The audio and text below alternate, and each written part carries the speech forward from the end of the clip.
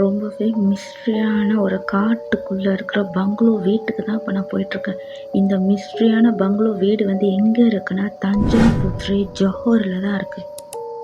ஆள் நடமாட்டமே இல்லாமல் காட்டுக்குள்ளே தனியாக இருக்கிற இந்த பங்களோ வீடு வந்து ஒரு காலத்தில் யார் வாழ்ந்தா, இந்த வீட்டில் இருந்தவங்கலாம் எங்கே போனாங்க, என்ன ஆச்சுன்னு யாருக்குமே தெரியல.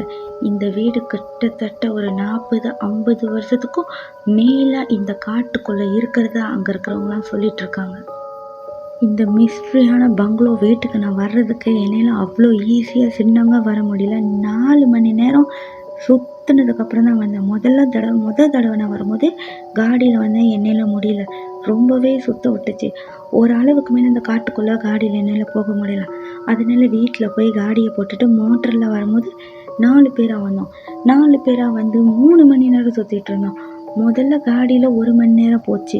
அதுக்கப்புறம் மோட்டரில் வந்து 3 மணி நேரம் சுற்றி கஷ்டப்பட்டு தான் வந்தோம். நான் இந்த வீட்டுக்கு வர்றதுக்கு முன்னுக்கே வந்து மணிக்கிட்ட 6 மணிக்கு மேலே ஆச்சு. 7 தாண்டிடுச்சுன்னா உங்களுக்கு தெரியும் காட்டுக்குள்ளே எந்த அளவுக்கு இருட்டாக இருக்கும்னு. இது வந்து சுற்றி ஒரு நடு காட்டில் தான் இந்த பங்களோ வீடு இருக்குது. முடிஞ்ச அளவுக்கு வீடியோ சீக்கிரமாக எடுத்துகிட்டு போயிடலான்னு சொல்லி நாங்கள் வந்து வேகமாக வீடியோ எடுத்துகிட்ருந்தோம். ஏன்னா கூட எந்த லைட்டுமே கொண்டு வரல, ஃபோன் கேமராவில் தான் எடுத்தோம். அதனால் வந்து சீக்கிரமாக எடுத்துடலான்னு சொல்லி நான் எடுத்துகிட்டே இருந்தேன். அப்போது வந்து இந்த வீட்டுக்கு நடுவில் சென்டருக்கு வந்து நாங்கள் போட்டோம். முன்னுக்கெல்லாம் வீடியோ எடுத்துகிட்டு பின்னாடி போயிட்டேன். பார்த்தாலே தெரியும் எந்த அளவுக்கு வந்து இந்த புல் புதரு இருக்குன்னு. கால் வச்சு ஏறுறதுக்கே அவ்வளோ பயமாக இருந்துச்சு. எந்த ஓரத்தில் பாம்பு படுத்துட்ருக்கோம், எங்கேருந்து எது வரோன்னு அவ்வளோ பயமாக இருந்தது. இருட்டிடுச்சுன்னா இன்னும் எதுவுமே தெரியாது இல்லையா? அதனால வேகமாக வீடியோ எடுத்துடலான்னு சொல்லி எடுத்துகிட்டே இருந்தோம். இந்த வீட்டோட சென்டர் பின்னாடி போயிட்டோம். அது ஒரு மாதிரி கிச்சன் மாதிரி இருந்தது.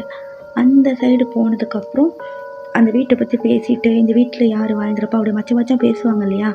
அந்த மாதிரி நாங்கள் 4 பேர் அங்கே நின்று பேசிகிட்டு இருக்கும்போது ஒரு லேடி, உங்களுக்கு பிடிக்காத ஒரு ஆள், உங்கள் வீட்டுக்குள்ளே தெரியாத ஒரு ஆள் வந்தால் எப்படி கத்துவாங்க, அந்த மாதிரி ஒரு குரல் கேட்டுச்சு. அந்த குரல் வந்து மலாயில் தான் கத்துனுச்சு. அந்த வாய்ஸு கேட்டதுக்கப்புறம் எங்களால் அங்கே நிற்கவே முடியல. 4 பேர் போனோன்னு சொன்னேன் இல்லையா? 3 பேர்த்துக்கு தான் அந்த குரல் கேட்டது.